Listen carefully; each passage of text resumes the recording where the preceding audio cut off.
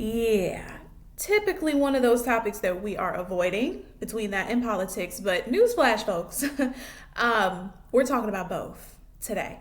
So gear up for a conversation that I think is very much needed and very much on time. Uh, at the time that we actually had the conversation, Pastor Burns and I, a lot was going on. I mean, a lot is always going on at this point. Let's just be 100% for real now. But at that time, Charlie Kirk had gotten shot. He had been murdered, and so there was a lot of swirling commentary online. A lot of different opinions, a lot of different takes, and it was something that really inspired a need for a conversation like this.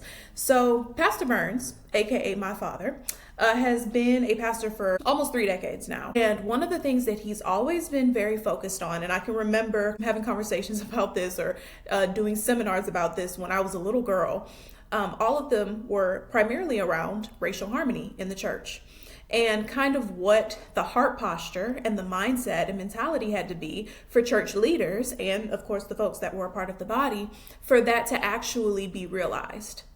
For racial harmony in the church under the gospel to be realized. And so I think that in light of a lot of the things that we see going on now, related to not just race, but just perspective on different things, different ways people live their lives, all of that, it's very important for us to sit down and have conversations like this where we talk about, okay, the church in actuality should be helping us as Christians unite under what we all believe. And so figuring out how to A, navigate those things yourself, B, find churches that can help you and that stand on the right side of things as far as unity, sound doctrine, and everything else in between. It's imperative to us being able to move along our journey in life. And so I'm very, very excited for y'all to have this, to see this conversation, because though it's a fairly serious one, it has so much good content. And I love talking to people who have a lot of different experience or a lot of years of experience in some area, because you're able to see and able to talk to them about how things have changed over the course of time. 3 decades is a long time, y'all. It's a long time. This is my third decade. 2026 will be my third decade. But it's young for me, right? I'm still young. But for someone to be in a particular area or in a particular space for 30 years is huge. You've seen a lot of things, even as it relates to how information is pushed. I mean, that impacts any area of any industry. The social media age, the internet age has impacted so much. We see so much, we're exposed to so much more, we have so much more access to things. So to talk to someone who's been doing this for a long time, whose mission has been centered around specifically racial harmony, as we've kind of seen how things have progressed over the years, is super exciting to me. And I think that a lot of people will be able to take a lot away from it. So if you're in a place where you're like, you know what, I like to talk about things that matter. I like to get perspectives and information and advice from a place that is sound, that is trustworthy, and that is rooted in what I already believe, then you're in the right place this week, folks. So I'm very, very excited for you guys to witness this conversation. It is my first podcast episode with a guest. So he is my first guest, and I was very, very excited about that. So if you're ready, pull up a seat. Let's talk about it. All right. Well, Dad, Pastor Yeah. Sherard Burns, thank you so much for joining me today. You are my first podcast guest. Well, listen, I'm glad to be here. Proud of you. So proud of you. And looking forward to what all this is going to mean in the future for you. We'll see how proud you are after this first episode. Like I said, it's my first time. That's all right. We'll work it out. All right. So today I just wanted to have a couple of conversations with you about you've been in ministry for a very long time, longer than I've been alive. And I wanted to get your perspective on some things. But first, just learn a little bit about you. So it's what got you into ministry? You've been in it for a while, but Yeah. how did you know it was your calling? How did you know like, yeah, this is what I'm supposed to be doing? Yeah, wow, that's a big question. I'll answer real quick. When I was 17, 16, 17, I had I like a burden. And so my grandmother, your great grandmother, told me, as I shared it with her, she told me, go talk to your pastor. So I went and talked to my pastor, and he said, well, you got what he called the need to preach. And he took Paul's statement from 1 Corinthians 9. So when I talked to him, he said, listen, just pray for it. So I pray about it. So I prayed about it for, I don't know, probably a couple years. And while I was in college, I just remember one night, the Lord just in my spirit just said, it's time. So I went and talked to a pastor. He said, well, just pray about it. I said, man, I've been praying about it for 2 years.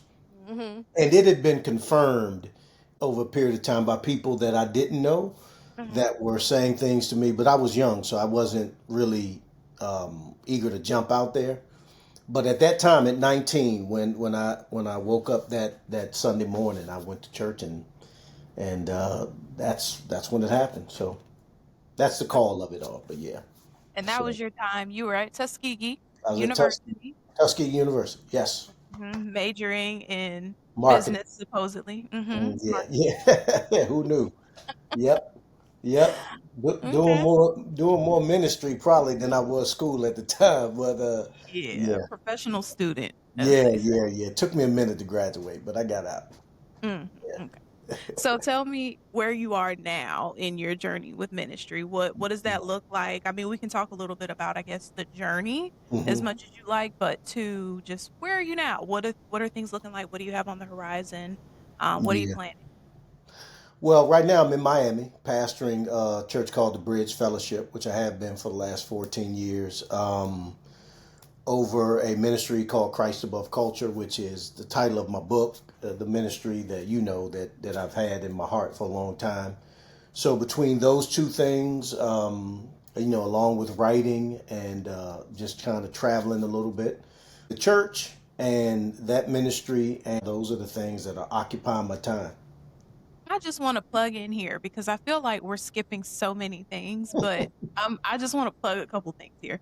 Okay. So I think that's something that we don't see a whole lot of anymore is these pastors or these people that are called to preach who really go to seminary and they learn everything. Well, I won't say everything because a lot of it Yeah. comes with experience and all of that, but they learn a lot about how to study the word and how to really be able to communicate it to people, like how to dissect it, how to understand it from different perspectives. So let's talk a little bit about your journey in seminary and kind of how that all played out and how you feel that has impacted your ability to do what you do for so many years. Yeah, no, I think from the beginning, the Lord gave me just a real passion for study. I didn't like to read a lot when I was in middle school, high school, but when I was converted, when I came to know the Lord, my whole hunger and appetite for the Bible, things of the Bible, increased. I started going to bookstores. So it was, and then I had the blessing of sitting under a pastor, the pastor I was under in D.C. His name is Lehman D. Bates. He was he had a PhD, so he was a very educated man, and his office was full of books. So under him, the appetite for reading and learning just kind of naturally, grew. And when I announced my call to preach and started to preach, he just gave me a set of commentaries and a bunch of books. So from day one, it was in my head that this is what you do. You study. And so, and then even in Tuskegee, when I was fortunate to sit under Pastor Hardy Graves, he was a educated man. He preached the Bible verse by verse. So I was privileged and honored to be under two men who, in two different ways, valued education, theological education.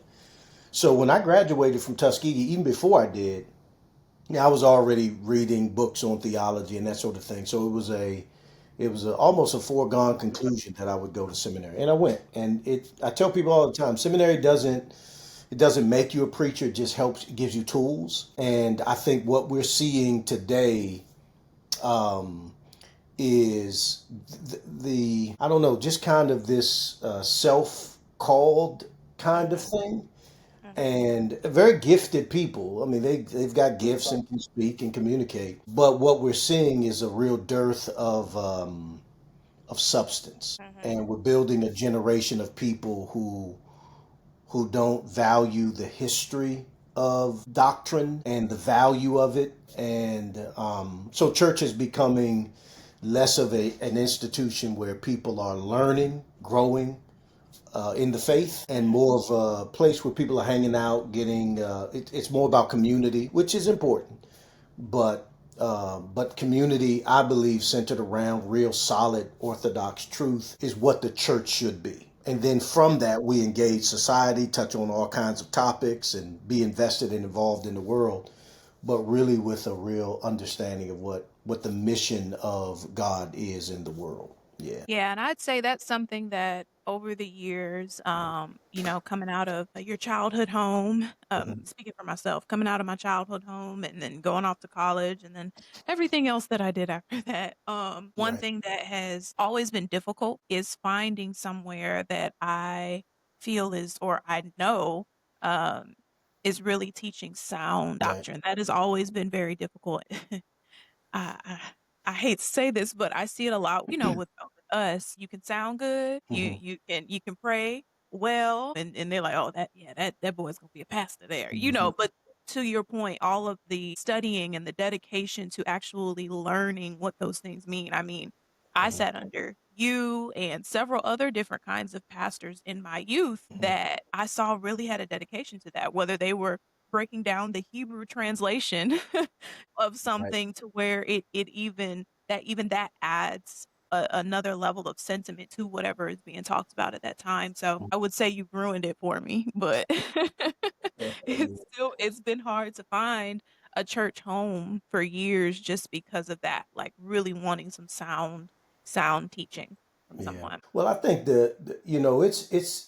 it's like twofold with particularly the traditional black church, Mhm. um, where the traditional black church has this maybe self-imposed, identity Mhm. where we are both for the kingdom of God, and then having to feel the need to navigate and teach our people to navigate a world where there's still all this inequity going on. Mhm. So there's kind of this balance where the social aspect of the gospel has to be as prominent in our churches.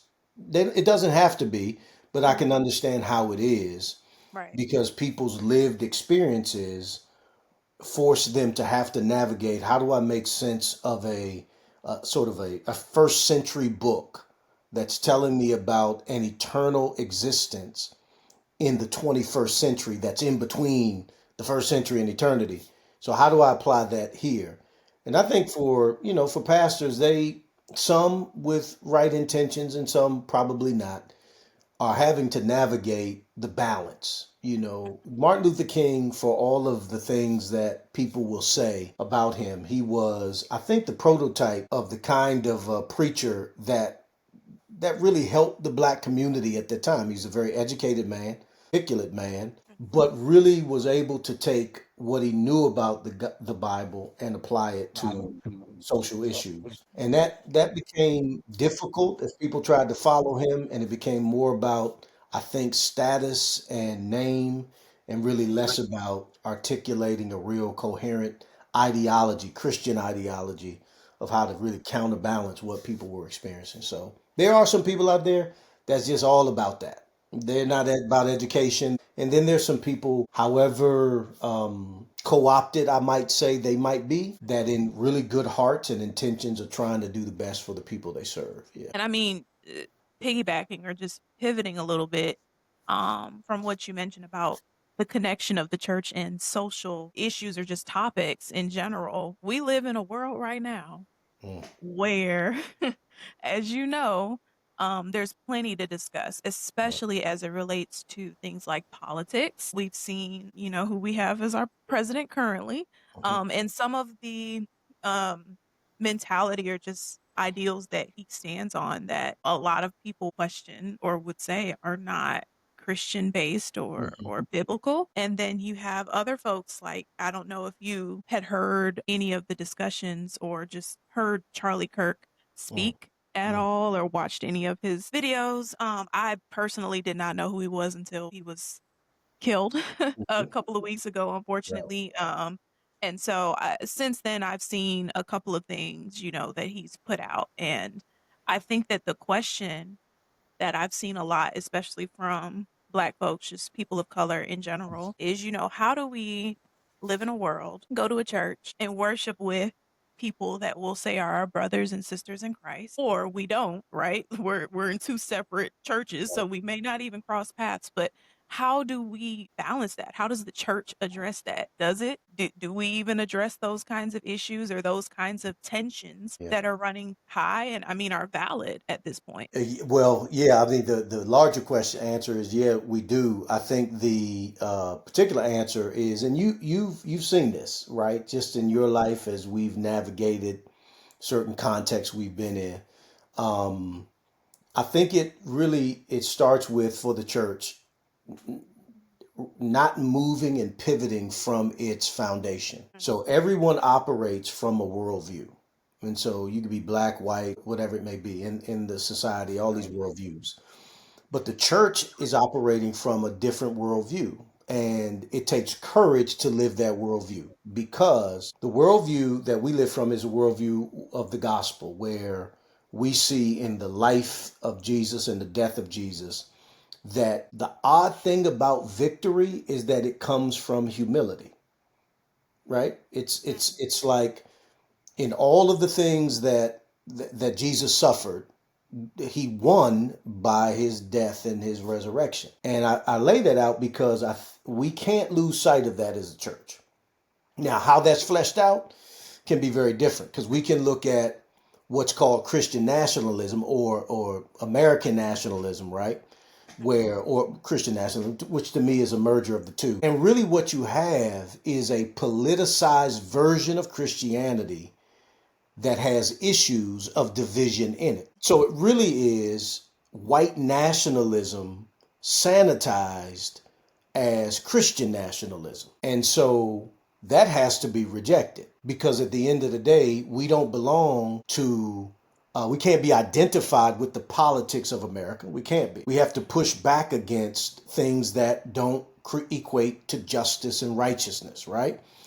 So when you look at all the division that's going on in the world, it really boils down to, at least there's a lot that can be said about it, but it boils down to, from a black perspective and a white perspective, we'll deal with it that way.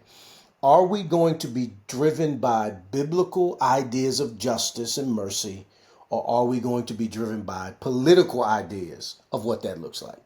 So, for instance, this notion of woke, it's amazing to me how woke has become politicized. And, folks on both sides of the aisle, but mainly those who are of white, our white brothers and sisters, they see woke as bad. But woke in its essence is not black nor white. Woke is about justice, right? It's about serving the less privileged, serving those who are in need, and dealing with the social aspects of the gospel. But to politicize it and make it a Democrat issue versus a Republican issue, if churches begin to go that way, we've been co-opted by politics and not by the gospel. So, to me, it takes strong individuals on both sides of the aisle to really be able to stand in the middle. That is, take what's right on the left, take what's right and good and just on the right, and stand somewhere in the middle and advocate for justice. Not just for one politic over this, but for justice. And sometimes that means you have to cross party lines Yeah. to honor what the Lord wants. and push back on your party in order to do that. And I think on both sides are caught up in it. But I think the church has a mandate, and part of our mandate is to reflect the love of Christ. And love looks like dying. It looks like death to self-interest. It looks like death to political interest. You can be a Republican and still die to republicanism, right? It's like exclusion and embrace. You can embrace your culture, but exclude it at the same time. So you can embrace all that is good in each party and exclude yourself from the things that are not. And I think the church has to be able to live in that tension of being able to exclude, let's take myself, exclude the things of black culture that go against the principle of the gospel, but to embrace and to defend and to stand with my culture in ways that actually stand on the side of justice. So when black men are being killed by the hands of white cops, that's not an assassination on every white cop. It is a statement of an injustice that is happening, whether it's systemic or not. It needs to be acknowledged that this dynamic is happening and justice needs to be served. Not just for the sake of these men that are killed, but for the sake that people are being killed. If it were a white man or a Hispanic man being killed by some other culture, that individual would deserve justice. And so in that regard, I can stand with the black community on issues of social justice, because that issue stands front and center with the gospel. But I can't stand with them on issues of justice that actually oppose the gospel.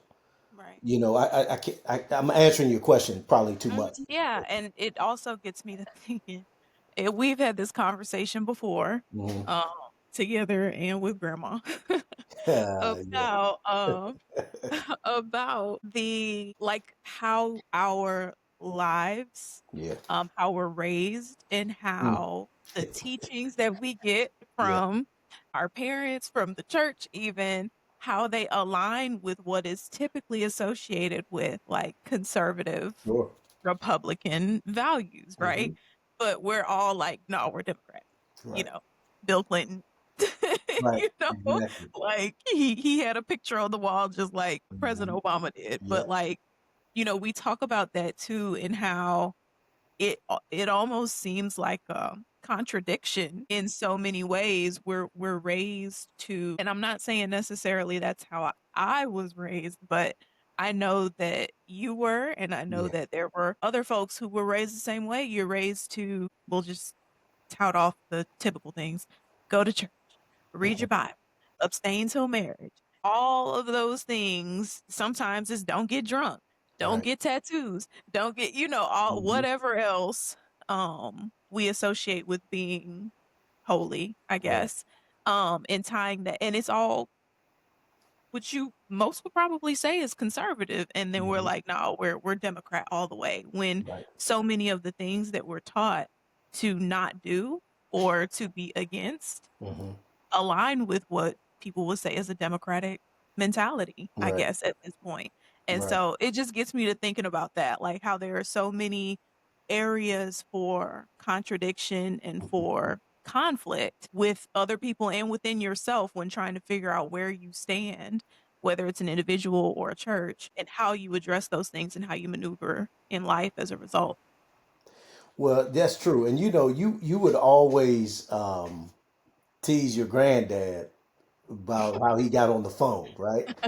This is Uh, Glenn. this is Glenn. Right. And we used to do that growing up because we could always tell if he was talking to somebody in the family or if it was a business call.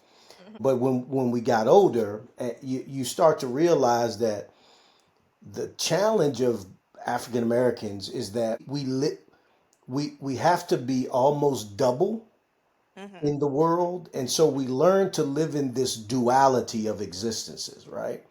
Yep. So granddad, he came up when it was, affirmative action and these sorts of things. So he got his job at IBM because of that. Hmm. So man, he showed that he belonged there, but he was thrown into a world that he had to really conform. And so that was a separate identity from the identity on Friday when he got home. And we went Right. over, my grandmother's house and with my uncles, and he was a different guy because he could be. And I never appreciated until I got older, like the struggle that is, Mhm. you know. Especially for a black man in that time. Yeah, yeah, because you're defined by, I mean, at that time, you're really defined by majority culture. Your Right. career is in the hands of people who don't look like you. So messing up was not an option. So you had to learn real quick. So granddad, my dad, your grand, him going through IBM, Mhm. he learned an ethic and a worldview that was consistent with what we would call white America, Right. right? Because he had to jump in that world real fast. That's how he provided for us. So we were raised with that kind of ethic. We knew we were black, and we weren't, in any way ashamed of that. Obviously, we had grandma, mom on the other side who made sure of that. But dad was very much knowledgeable of who he was, comfortable with who he was, proud of who he was, Mhm. but he had to live two worlds. And Du Bois says something. I can't remember the phrase he uses, but he talks about. I want to call it double consciousness. I'm sure that's not what it is, but that's a way that black men had to live in that day that white men didn't have to. And Mhm. so, the kind of psychological work that can do on the brain of a man, I don't think anyone really appreciates. And for my dad to be, the man he was and the man he is, still today, still a better man than I think me and my brother will ever be. To have survived that Mhm. and still be very much comfortable as a black man is a grace, but it's also just a testament to his toughness to Yeah. not lose himself. Yeah. That quote by W.E.B. Du Hmm. Bois is, "It is a peculiar sensation, this double consciousness, this sense of always looking at oneself through the eyes of others, of measuring one's soul by the tape of a world that looks on in amused contempt and pity." Yeah. This author D.A. Cars, he's a white author, and I say that because of what I'm about to say. He made the point, and I think I may have mentioned this in my book. He made the point, and I'm paraphrasing to people. Do you not think that the psychology of superiority and the psychology of inferiority did not embed itself in the consciousness of America? Mm. And so his argument was, men in 2025, this is no victimology, so I want to put that out there. This is just real. Men in 2025 are products of men from all the way back from 1940, 50, 60. And the psychology of you got to be better than most is still a statement that's being said. Mhm. And that sets black men up for this idea that there's distinction between me and them, which Mhm. is not necessarily true, and that there's this sense of I got to be better than maybe I currently am Or to be appear on right. to So I be got to better. achieve to their. So we just create this, I don't know, this idea that while we think we're telling our kids and particularly our boys the right thing, we really are setting them up to say you're not enough. And there's a Mhm. standard that you have to meet that's not the standard of what we tell you as your parents and just the ethic of just being a good man and an educated man. So we just set them up for this continual psychological inferiority, you know? Mm.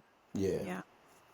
And I mean, in all of this, you've been talking about this for years. This whole, I'm gonna drop it, racial harmony. I feel like you should have trademarked that Yeah. term by now as it Yeah. relates to the church and ministry as a whole. But you've been talking about this for 20 something years at Yeah. this point. So talk a little bit about that. What does that mean? Yeah. What did that start off as, and what has it evolved to at this point as far as what Yeah. your ideology is behind it?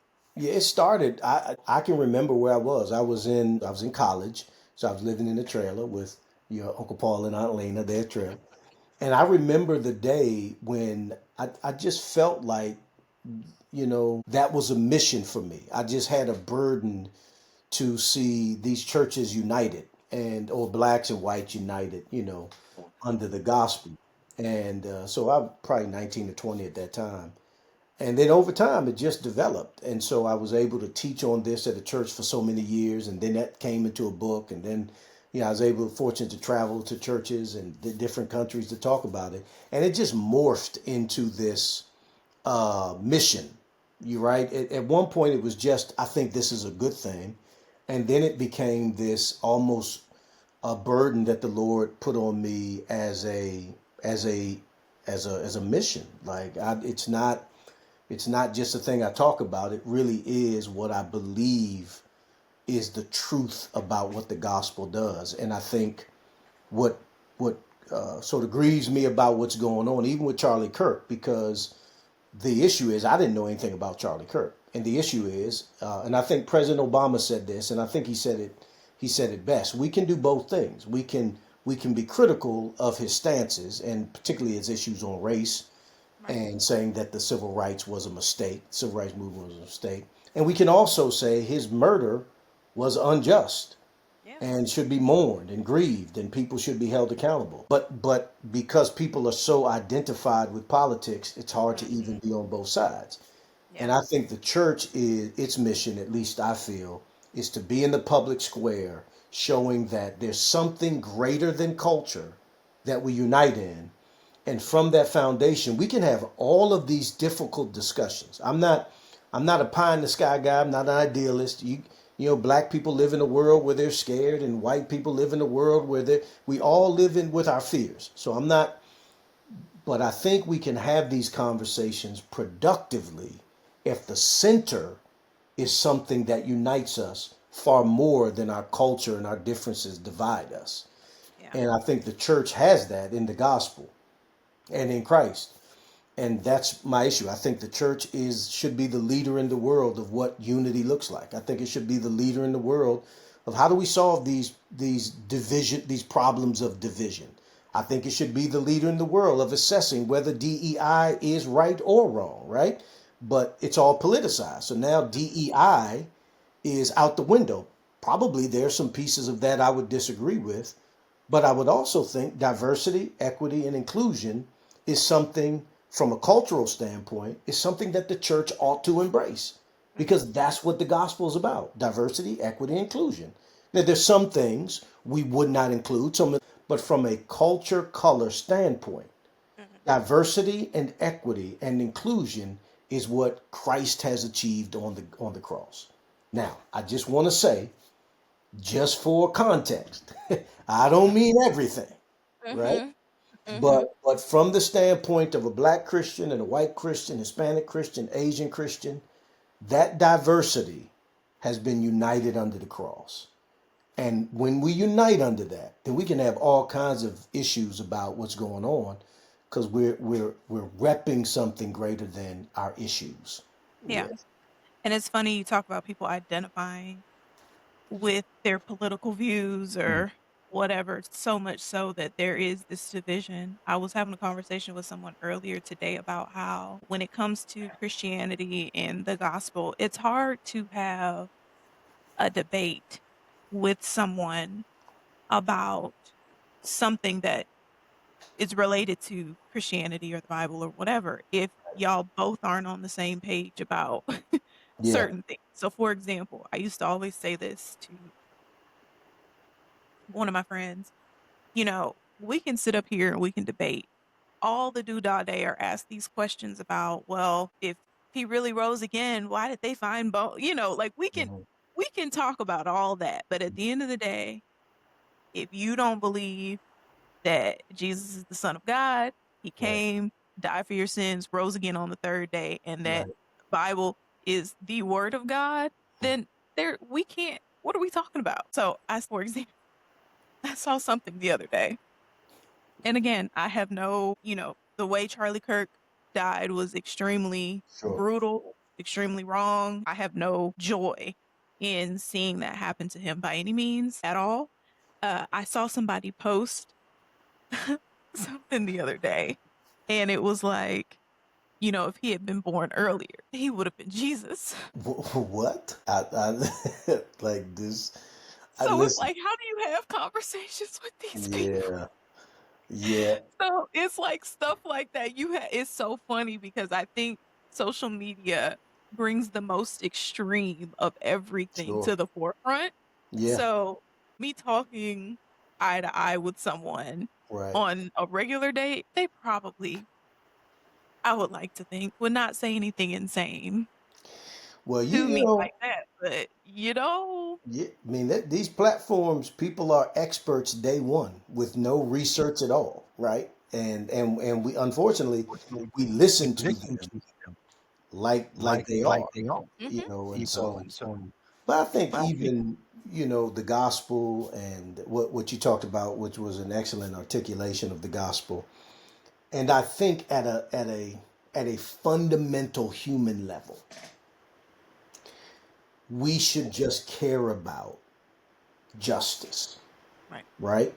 Mhm. And the people of God should be the ones who most care about it because of who we are. I just think there's got to be a return to civility Mhm. within dialogue and with engagement. Proverbs 20, I think it's 26, verse 4 and 5. And I've learned over the years to live by this paradigm. Verse 4 says, "Answer not a fool according to his folly, Mm, lest you become like him." mhm. And then 5 says, "Answer a fool according to his folly, that he may gain wisdom," something to that effect. And I tell people all the time, the key in life is, which fool are you dealing with? Mhm.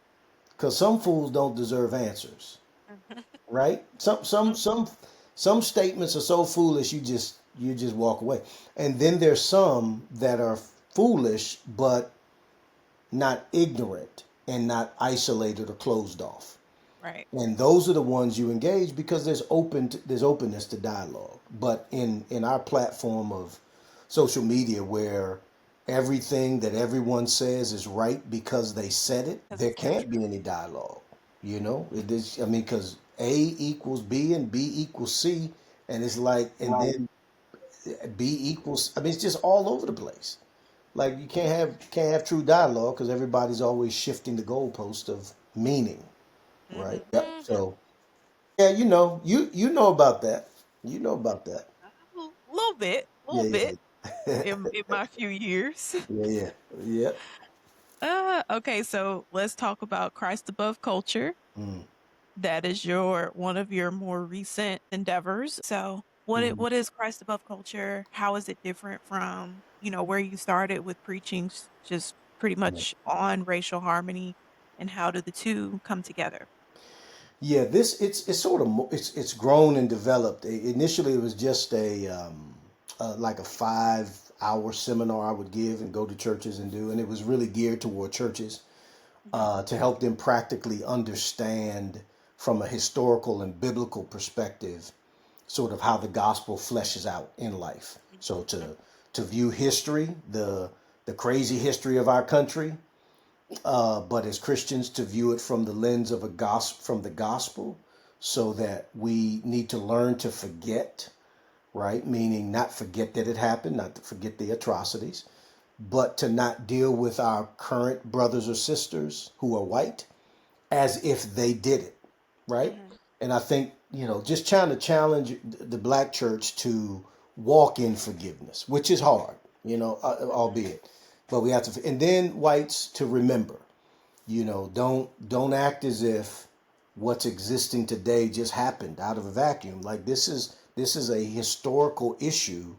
and so the kind of divisions that exist today are rooted in history. So whites need to remember what blacks need to forget. So where blacks need to not look at whites from the perspective of history, whites need to understand the history of blacks so as not to dismiss it as something that's old, Right. right? So that's sort of what I did foundational to the church. Then it's morphed now to leadership piece. Now I've got a couple seminars for that, and it's branched off into education, where I help to serve educational leaders in the area of education, and train teachers in areas of diversity and how to deal with people of different cultures academically, because that's a totally different issue.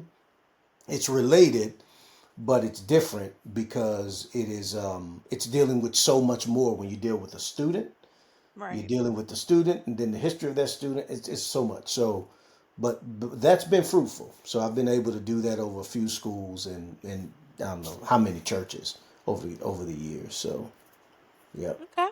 with more to All come. Now right. I'm trying to get into the to colleges. So I'm Yeah. working in this process of trying to get to higher education and Mhm. really hit them at that level, so that it shapes hopefully the marketplace as people leave, as believers leave out of these institutions. Yeah, Okay. yeah. And you have your doctoral degree, correct? hmm In Okay. So historical theology. Yeah, it's pastor, yeah, doctor, yeah, dad. yeah. Got it. Yeah. Yeah, for you, it's just dad. Right. Right. All right. So what would be hmm your thesis statement Wow. in your opening statement in a letter to the church today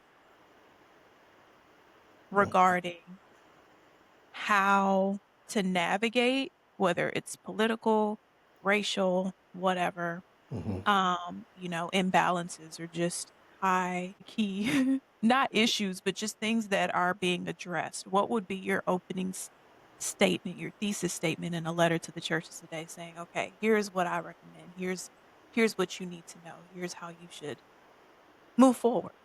Yeah. Well, I think it would be something like, to take a stand, we must stand on the one who has stood for us. Because I think that's the heart of, I think, any engagement. It's Mhm. got to flow out of the death of Christ. Because if I'm dealing with issues in the world, I've got to deal with these challenges from the perspective that if he died for my offense to him, then what is that offense to me? Right? Right. So Mhm. it's not that I can't deal with it. It's not that I can't be hurt by it or angered by it, because we're human, we get there. But I think the church has got to not move its foot. It cannot move its footing. Our footing has to be in the one who stood for us. Mhm. And then from that standpoint, that's humility. Now we stand for people who the world might say are less deserving or undeserving. Well, we don't know people like that, because all of us are undeserving, right? So if that's Mhm. the case, nobody's helped, but we've been helped. And so on the basis of, the Lord dealing with us in mercy, we deal with people in mercy, and we bear long with people, and I think that's one thing we're seeing in the church, people, and in society. People are quick to jump sides and jump off, and we don't endure. We don't endure long enough. And I think that's because we move our feet. We shift our Mhm. foundation to something other than the eternal reality from our perspective, that God stood with us. And just from your vantage point, as what your podcast is about, the boardroom, and what your aim is and your purpose is, I think the church operates collectively as a spiritual board, right? Mhm. Our business is the business of loving people, encouraging people, seeing people transform to something beyond this world. Mhm. And when a board doesn't function according to its mission, that organization falls. Right. And I think what's happening with the board of the body is that we're all over the place. Yeah. We lost our footing and our singular mission, and therefore we're just split and we're crumbling. Now, the church can't ever fail, but we can fail in our mission in certain respects, and I think that's what we're seeing. I guess then your encouragement to the individual who is a Christian and is trying to navigate these things in day-to-day life, they're in their job in rural USA and Right. they hear these things that completely contradict or offend them as it relates to who they are. We're not just talking about views at this point. We're talking about people who say and operate in ways that are a direct contradiction of who you are as hmm a person, in the ways that you can't even help. Right. Right. So, Exactly. I guess your encouragement would be the same to that person as well who's dealing with, Yeah. those kinds of interactions on a daily basis. Yeah, I would say that. And I would also say, and I probably should have said this earlier, but I'm not saying the church shouldn't agitate, and I'm not saying Christians don't have a place in protest. I Mhm. mean, the Protestant church grew out of a protest. So we are the first protesters, if you want to go there historically. But I think the way we protest is what I'm advocating for. I Yeah. think injustice should be stood against, and I think that's important. The church needs it, not just black folks, but the Mhm. church needs to stand for issues of justice and injustice, right? It's just the way we do it and the reason we do it, Yeah. right? And Jesus said, "My kingdom is not of this world." And what he was saying to Pilate is, don't worry about it. I know you're afraid, but my people not going to take up swords and kill, Mhm. because that's not how we operate, Mhm. right? Because we got a whole different ethic. Now we're going to agitate against the injustice of society. We just not going to do it with a sword. And I think we can agitate, but it takes courage, as it did with the civil rights movement folks, to sit at the counters. It Mhm. takes courage to agitate and yet to be pushed back on, right? And to maybe lose some things in the face of agitation. But we have to do that because that's what the gospel tells us to do. But for righteousness and justice, not for cultural wins that demean another person or Mhm. another culture, right? Yeah. Okay. So, you know, All right. Well, I'll yeah, ask one more question. okay. What is your recommendation to someone who's looking for a church? What do you have a system, if you will, to Yeah. help that person find a church home that is grounded in the gospel and that they feel comfortable in, I guess, ultimately. Yeah, well, to answer that question, they would have to kind of know the gospel. So I would Right. encourage them to get around people who know the gospel, or Well, check let's say out. if they're Yeah, new, they're new to, they want yeah, to learn about it. What yeah, what should they know about how to pick a yeah. church? Well, what I tell people is the reason you go to church is to grow in the Lord. That's chief. Now, their understanding of the gospel may be, I don't know where they may be. They may be small, they may have little, they may have a lot. For any of them, I say you have to go to a church at least four, to me, and this is arbitrary a little bit, but I think it's true. You have to go at least 4 weeks in a row, because one week is not enough. 2 weeks is not enough. And I say four because A, it's a month and it's just a nice round number. And then B, it allows you to go and navigate all the issues that are important to you. So for instance, does it have childcare? For some people that's chief. So is it safe? Is it a warm and welcoming place? Do I feel like the preacher is preaching from the Bible? I'm talking for people who may not know a lot, but Hmm. just want to, if those things check out over the course of 4 weeks, I think you then stay Hmm. for about 6 months. You don't have to join, because now you want to get involved. You want to maybe get involved with the Bible study, some small groups, some mission things. And all of those things at each level tells you a little bit more about the church Hmm. that the Sunday morning sermon won't. See, the Sunday Right. morning sermon will tell you this man preaches the word, but every other experience in the church may say different, Right. Yeah. right? So you just need to be intellectual in your decision, be well versed. So I would say, I think you join the church like I think you get married slow. Like you can't jump into it. You jump into, some people do and it works out.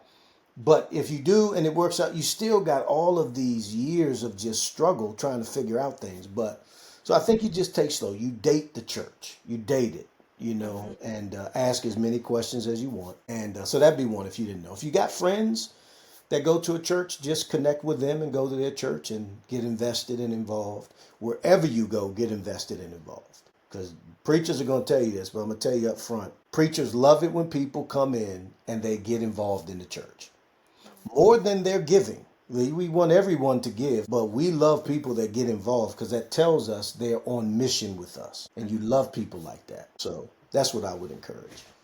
And, check out the Bridge Fellowship, the YouTube channel, to listen to us a little bit, and some other good people out there too. But And Yeah. if you're ever in Miami, If you're ever in Miami, the Bridge Fellowship, tbf21.org is our website. Grace can post all the other stuff in the show notes. so if so if someone wants to engage with you, Yeah. to have you come speak, or how can Yeah. they get in touch with you? My name, Sherard.Burns@gmail.com is they Mhm. can reach out and go to the Okay, YouTube page and the Bridge Fellowship. I'm okay. happy to do it. So as we close, let me Yeah. just say this is incredible that it's your first, like you're doing big things. I'm so proud of you. How did it go? Did you feel engaged? I did, yeah. Yeah. Okay. You're good. 50 minutes went by pretty quickly, I would It's been say. how long?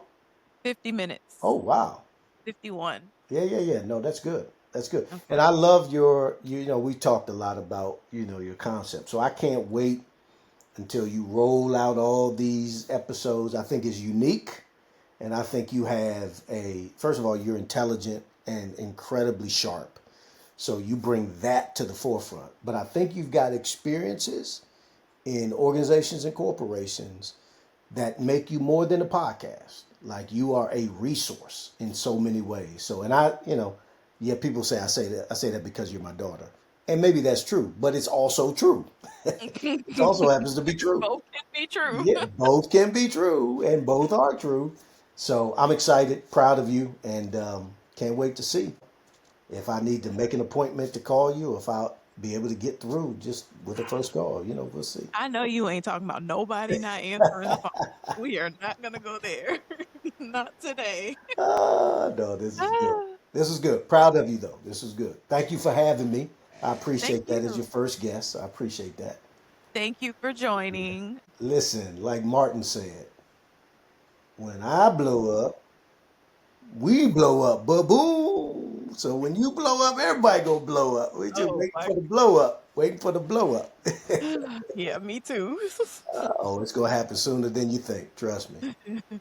Yep. All right. Well, thank you so much for joining me today. You Thank you girl. for the conversation. Thank you for your perspective. And I'm sure this is not the last conversation we'll have in this medium. Okay. So look forward to more of that to come. All right. Appreciate it.